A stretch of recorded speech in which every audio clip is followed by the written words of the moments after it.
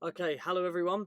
Thanks for joining the Tessian webinar today, where I'll be speaking about the risks of data exfiltration over email to organizations. So firstly, a bit of background about myself. So I'm a member of the finance team here at Tessian. I'm a senior associate, and I work with a lot of our financial clients and also our clients in the United Arab Emirates to help them better secure their data. So this includes introducing them to the Tessian platform, walking them through it, doing original outreach, and better understanding how machine learning can be leveraged to secure an enterprise against today's cybersecurity risks. Outside of cybersecurity, I'm an avid Chelsea FC fan, and if we've got any Chelsea FC fans in the chat, I'd love to hear from you. And that's me, so let's make a start today on the webinar. So today's agenda, as I've briefly discussed, firstly we'll cover a rise in data breaches and the risk of data exfiltration specifically. So we'll look at why data breaches have continued to rise and where data exfiltration specifically sits in this regard. Following that, we'll look at why legacy solutions are struggling to address this problem and how looking at machine learning can begin to provide a solution. So let's make a start now. So the key point behind this webinar and the key reason why we as a company focus on cybersecurity is digitization has transformed the enterprise. So sort of over the last 20, 30 years, digitization has been rampant. Computers are used in everyday life all the time. Mobile phones, everyone owns them. My 10-year-old brother owns a mobile phone. And more, everything is digitalized these days. And it's been the single greatest value driver for businesses. So we've seen tech giants such as Apple and Google, form out of nothing and now provide a huge service to the world. And for other businesses, such as top financial clients, legal clients, they now use computers, algorithms, mobile phones in their everyday business communications. And they can't imagine life without them. So it's led, you can see in the top left there, to a 73% rise in employee productivity and a 715% rise in the S&P 500 value. But it's also created unprecedented challenges. So while digitization has been great for improving productivity and improving the way we work as individuals, it's led to an increased risk of enterprise data sphere. So now, because everything is conducted online, there are more and more sensitive documents online every day. So you see in the top right there, we've seen a plus 175x enterprise data sphere estimated from 2010 to 2025. That is a gastronomical increase in data, and it's constantly rising.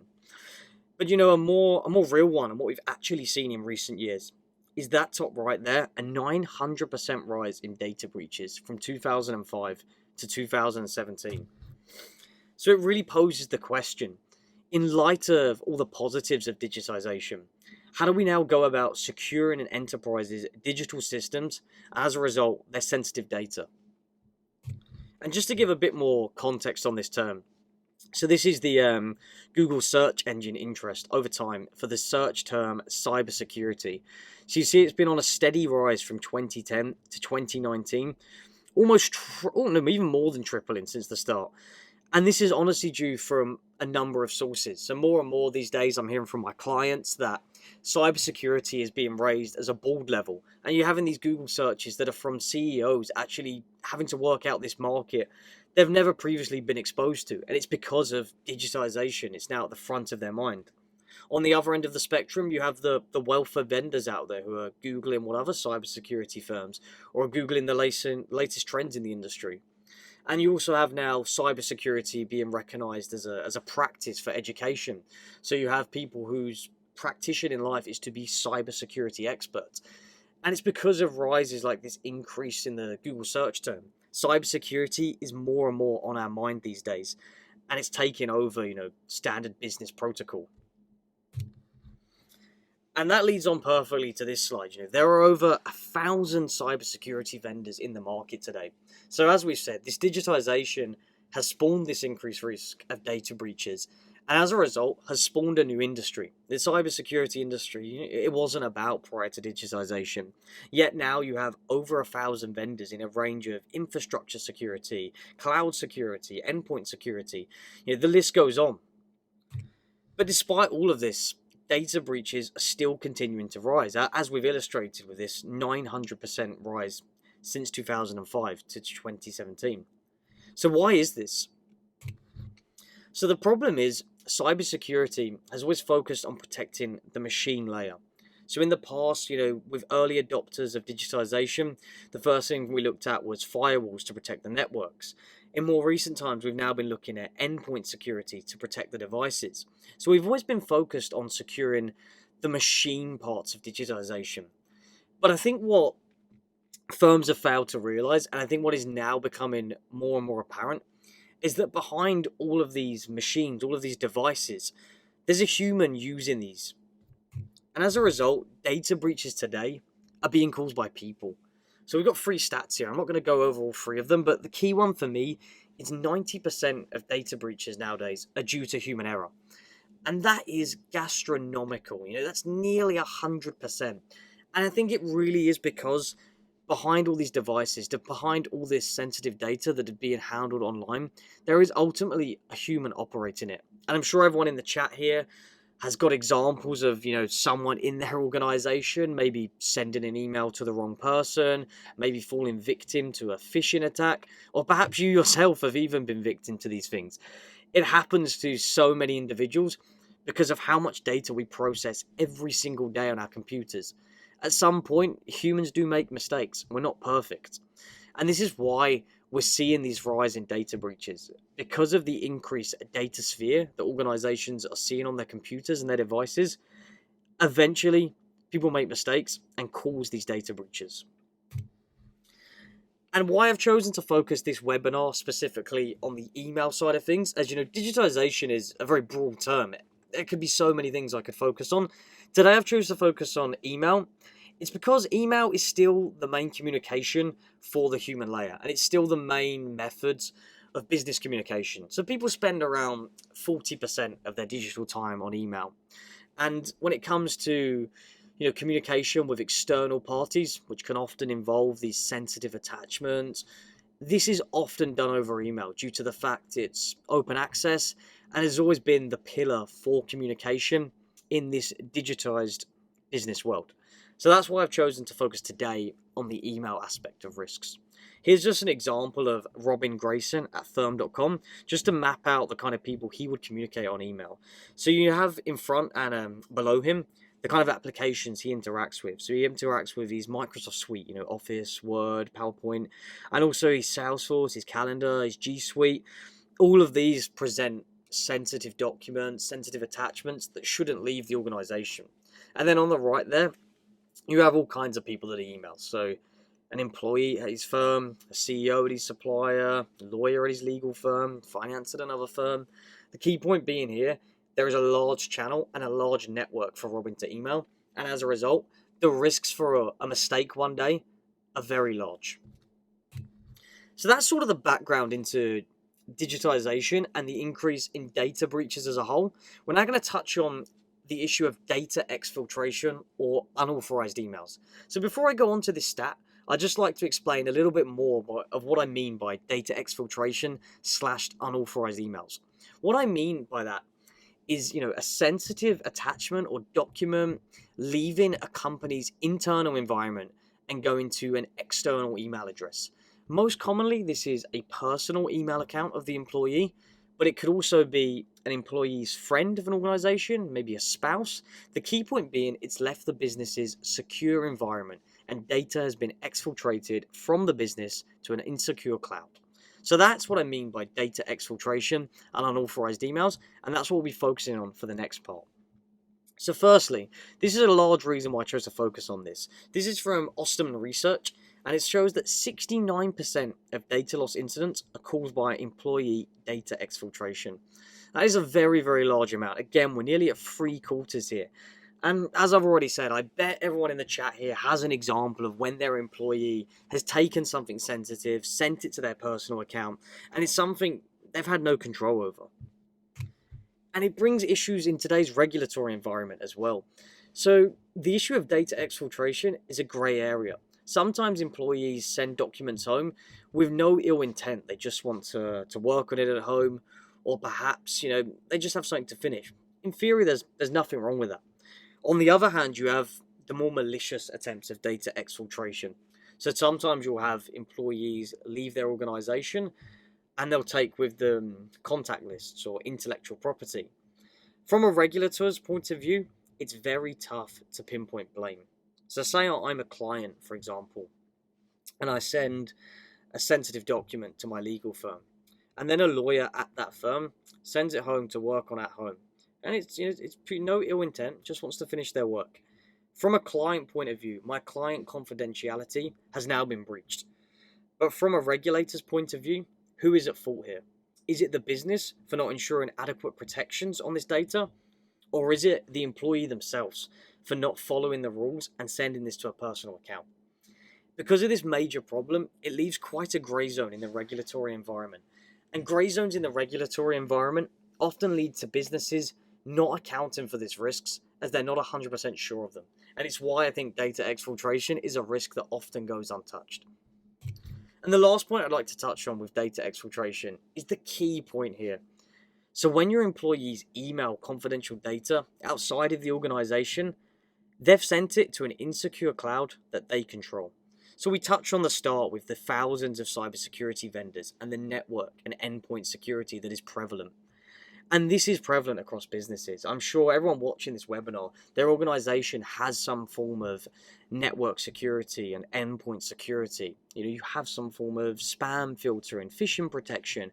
You have 2FA maybe. All of these things help to secure your business cloud. The problem is, the moment one of your employees decides to send something to their personal account, all of those functions you've put in place to protect this data are now void. The data's left your environment and it's now in an insecure cloud that this employee controls. And as a result, you have no visibility over it and you have no way of lowering the risk of it falling into the wrong hands. And this is the key issue around data exfiltration. So let's just touch a bit more on now, what is the risk? So it's all well and good speaking about data exfiltration, but what could actually happen? So we've got a fictional scenario here where we have John at company.com and he'd be emailing to John at personal.com, an insecure personal address. And I'm going to walk you through 3 example scenarios that I've seen firsthand from my clients. So the first one now, we've got 3 breaches to look at. One at the top there, emailing spreadsheets for work at home. Non-malicious, John just wants to finish some work at home. Doesn't appear bad at first. The second one, copy of a customer list for their next job. Again, this one is a little bit more malicious. John's clearly taking IP with him to extract to perhaps a competitor. And at the bottom there, we have another one that is very common, sending a business IP for personal use. So companies nowadays with technology running rampant, intellectual property is a huge thing. And if this is extracted elsewhere, it can really lose a company's competitive advantage. So these are just 3 common breaches that I've seen happen all the time. But what are the risks for the actual organization? So in the first hand there, by emailing that spreadsheet for work at home, you've breached client confidentiality. So we spoke about this earlier. When a client agrees to do business with you, they're agreeing to this confidentiality agreement that their documents cannot leave the secure cloud that you operate under. The moment John emails this to his personal account, despite it being just to finish some work, with no ill intentions, he's breached that agreement. On the bottom 2 here, we have a breach of an employment contract and a breach of an employee NDA. So the moment John has chose to extract these documents, he's breached his contract and also the non-disclosure agreement, potentially putting John at risk and having the company a lot of headaches in trying to retrieve this data. But those are the risks. But what are the actual damages occurred to the company? So in our first example here, customer litigation. So if a client notices or is informed that this data has gone elsewhere, they're free to sue the company. And not only does this potentially lose the company financials, in a lawsuit, it loses them reputation if this makes the front page. The client themselves could tell, colleagues and peers of themselves to stop using the company, potentially losing them clients and financials in the long term. And this is just from one harmless email from John. In the bottom 2 examples, we've already briefly spoke about this. This will be the loss of commercial IP or, the risk of the IP accessed by a third party. The company's now lost their competitive advantage here in terms of their business IP and their customer list. And with the low visibility that companies currently have over this issue, it can be very hard to pinpoint any blame to John, and in the end, it's just damage to the company. So these are just sort of three examples, but honestly, the potentials are limitless. There are so many different sensitive documents that circulate on business environments every day, and the risk of any of them leaving the secure cloud can really land companies in a lot of problems, and it only takes one email. So that's just an overview there. And just to better illustrate the risk. So obviously Tessian, this is one of the problems we solved. And across our client base, we collect logs of data of how many times we see these breaches. So across Tessian data, on average, for 1,000 user firm, we would expect 17,609 expected incidents per annum. And that is obviously a huge number, and I'm sure much higher than anyone in the chat is expecting. Now, the key thing to note here that I will preface with this example is not all of these will be sensitive attachments. This is just how many times we will expect an unauthorized email or data exfiltration to occur. That's not to say these are all sensitive and these could all lead to this risk. What it is to say, however, all it takes is one of these examples we've just spoke about to put the company in serious damage. And it's why companies choose to take this insurance policy out and keep themselves secure against this risk. And this leads on perfectly to my next point. So a single breach is all it takes, and a single breach puts you on the front page. So I've got three very prolific examples of data exfiltration in recent years here. I'm not sure how familiar we all are with them. So the first one there is in March 2017, why this one email cost Boeing £4 million. So a Boeing employee actually sent a spreadsheet home to his wife, just to help him with the formatting. It turns out, because it had the data of 36,000 Boeing employees, it was actually breaking, employee confidentiality, and it ended up costing Boeing £4 million. That's a gastronomical cost, just because of what looked like a harmless email. In the September 2018 example, we have a more malicious case here. So this was a Bupa employee, and he actually emailed himself to his personal account the personal data of 500,000 customers, so he could sell this data on the dark web. So in this case, we have the example of something that was a lot more malicious and a lot more ill-intentioned. Now, Bupa received 185,000 fine in the end. It's important to know here, this was pre-GDPR. Now, I'm sure we've all been following the recent GDPR fines. So BA were hit with 183 million proposed fine, and Marriott were hit with a 99 million proposed fine. I think it's very safe to say, in light of GDPR, Bupa would not be talking 175,000, they'll be talking millions. And this risk, has only increased. The most recent one there is EY sharing unpublished financial earnings information, according to InfraBeam. So EY were the auditors for InfraBeam, and some of the EY auditors were sending unpublished financial accounts to their personal accounts. This has led to InfraBeam basically closing the relationship with EY. It's landed them this article on the front page, and it's potentially damaging for future client relationships. And this is just important to know, this is why this is a big risk that companies aren't looking at. One high-profile incident can really damage your reputation and can really cost you a lot financially. So that sort of built up the problem very well and why we've chosen to look at this risk today. Now I'm going to look at why companies are struggling to solve this problem. So data exfiltration is impossible to solve with current legacy solutions. So a legacy solution's current fix is to block all free-mail domains. So this would be Gmail accounts or Outlook accounts. The problem is, in theory this works, in practice it simply doesn't. So we have three examples here of where this doesn't work. So the first problem is, some of your employees have personal domains. Not all of your employees are using free-mail accounts. Some of them have their own blogging website. Some of them have some fitness account they're using or university accounts they're using. The key thing being, you can't pick up every single personal account just from a blanket, is this a free-mail domain? And a good example of this is the Boeing email we just spoke about. That was sent to his wife at her work address. So there's no way you would possibly know this was a personal account if it looked like a legitimate company address.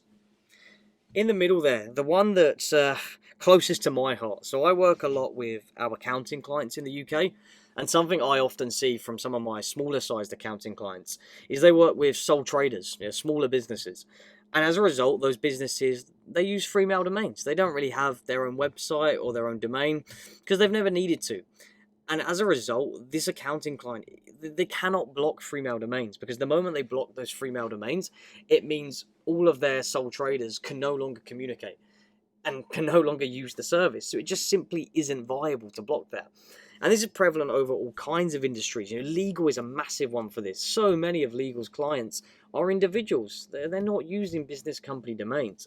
And the moment you try to block all of these, you limit the business's profitability, and it's simply not viable.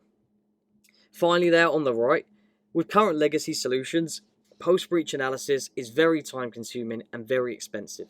So due to the lack of visibility and the lack of intelligence that these solutions have, if a breach actually occurs, it's very hard to pinpoint what happened, and it usually leads to IT administrators trawling through the logs of every single email. I'm not sure if anyone in the chat has experience with this, but it's something that can be extremely cumbersome and extremely time-consuming, and as a result, expensive.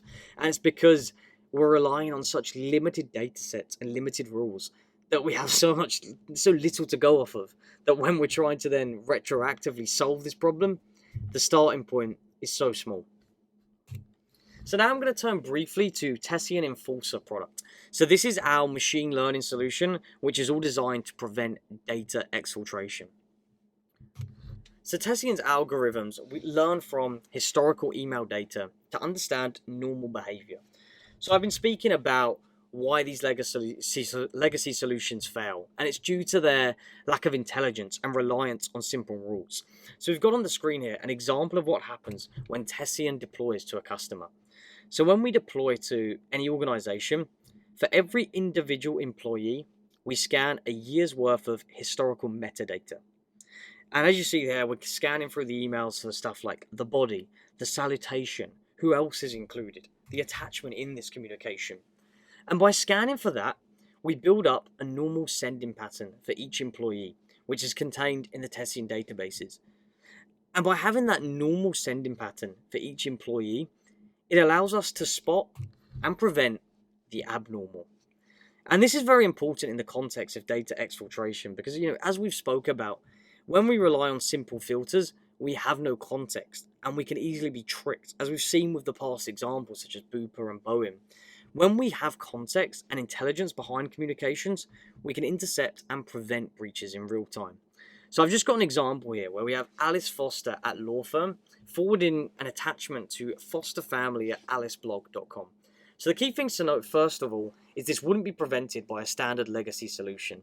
Due to the non-free mail domain, there would be no way the solution would be aware of this.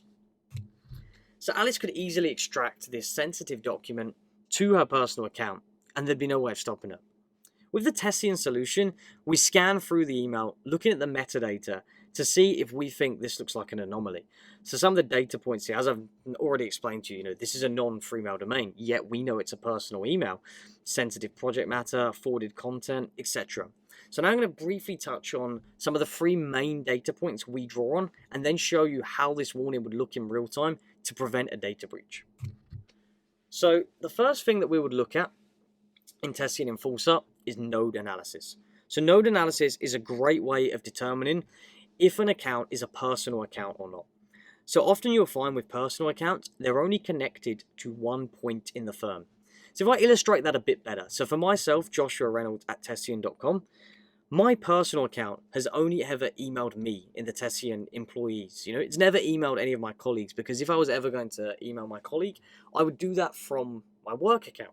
So the node analysis is a great way of identifying personal accounts that are not tied to free mail domains, because we can still pick them up. And that Boeing example, I keep drawing back to, because I really like this one. So for example, that wife in another company, despite being a legitimate company address, this node analysis would give us a bit of insight to actually, this could be an unauthorized / personal account, because she's only connected to this employee in the organization. So it allows us to go above just basic free mail filters. The next point we'll look at is reciprocity analysis. So whenever you email your personal account, as we've all done here, do you ever reply to yourself? When you send an attachment home, do you ever get home and say, "Oh, thanks Josh, got that"? Of course you don't. You know you sent that to yourself. Why would you ever reply?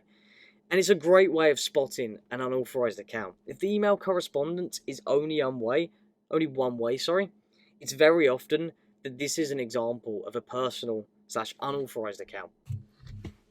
And lastly, we look at communication analysis. So communication analysis is what kind of messages are being sent. So for example, we just saw in the Alice Foster example then, the only body of the message was forwarded message. And often, this is the case with unauthorized emails. When I send stuff to my personal account, I very rarely put much in the body because I know who I'm sending it to. I don't need the context. I know that I'll be the one receiving this, and I'm often just forwarding things to my account. This is often true, and we use that in our analysis. And by combining both node analysis, reciprocity analysis, communication analysis, and a number of other data points, we're able to more accurately spot unauthorized emails where a legacy solution simply cannot. So we bring that all back to the Alice Foster example here. So Tessian would detect an unauthorized email, and it would flag to Alice here with, we've detected that you may be sending an email to an unauthorized recipient. Please explain why. And Alice can either say no or yes at this point. If she says yes, it's great for the IT administrator because he has a full log of, oh, Alice sent this home, this is what she sent, this is why she sent it. If she says no, it's great as well, because the IT administrator can see this on the logs as well, that she was going to send this and chose not to. And earlier we touched on post-breach analysis being very costly with legacy solutions. With Tessian, let's pretend Alice sends this home and it leads to a massive data breach. The IT administrator can easily identify what happened, how it happened, and why it happened, making that post-breach analysis much easier. Also, this works on the mobile phone, as we'll show now. So that's the example you just saw was on a Outlook client. We understand that a lot of personal account sending is also from the mobile phone. In this case, we come back to the recipient with a bounce back as opposed to a pop-up. So Alice can again reply yes or no and can reply with the reasoning. So that sums up why Tessian is focusing on human layer security. So we've really illustrated today that digitalization has really grown the enterprise's productivity, but has opened businesses up to unaccounted risks that previously were not there. And as a result of that, humans have become the driver behind you everyday business communication, but are currently unprotected as we rely on legacy, outdated systems. As technologies advance, we've got the use of machine learning now, and we can understand normal communication patterns and draw on much deeper data sets. So it only makes sense we should use these to protect our data and protect our businesses from the ever-increasing costs of data breach and the ever-increasing regulation on them. So Tessian is building what we call the world's first human layer security platform for the enterprise. And this is just a brief touch on our Enforcer product here, aimed at preventing data exfiltration. So I hope you found this webinar very insightful and useful. It's been great hosting you all, and I'll now answer a few questions from the chat. Okay, so first question there, and a very good question. So the question was, I noted that on the example slide there, you are only allowed to warn, or only allowed to provide a reason, for why you're sending an email to the personal account. What if we want to hard block our users? So that's a great question, and probably one I honestly should have covered in the slide deck. So actually, we have 3 methods that we can prevent unauthorized emails. So we can silently track, we can block, or we can warn with justification. So actually, we give IT administrators that power. So if you have a certain high-risk group, you can actually put them on a block, so they cannot send any of these out. Whereas on the other hand, if you have sort of C-level executives you don't want to annoy with constant pop-ups, you can have them on just a silently track, so you have a log of where all this data is going. And you can also do that for different user groups in your organization. So we understand that, people have different risk priorities. Some people, you just don't want this ever happening, whereas others are just not as risky. So the Tessian platform allows the IT administrator and empowers them to have control over where this goes. But that's a great question, actually. Okay, so the second question there, as you mentioned earlier, there were 17,000 or so incidents expected per year. But you mentioned not all of these would be sensitive. Does this mean, though, that we'd still get 17,000 pop-ups to users per year? So again, another great question, and something we cover more in depth in our larger deck. So as this is only a light touch demo, I haven't touched on that. But actually part of Tessian's machine learning is classifying whether an email is sensitive or not. Meaning that when we classify an email as non-sensitive, so perhaps this is something like a restaurant reservation sent home, we don't flag to the user because we do understand we don't want to constantly bombard the user with pop-ups. So the answer to your question is no, we will not flag on every single email, only ones we deem as sensitive. But that again is a great question as well. Okay, everyone, so we've run out of time for questions. If you didn't get a chance for your question to be answered, but it was in the chat, we'll follow up with you individually by email. So I just want to say thanks a lot for joining me today on the webinar. Hope you found it very, very insightful. And if you have any questions for me, please feel free to add me on LinkedIn, Joshua Reynolds, or drop me an email at joshua.reynolds@tessian.com, and I'll get back to you. Thanks a lot.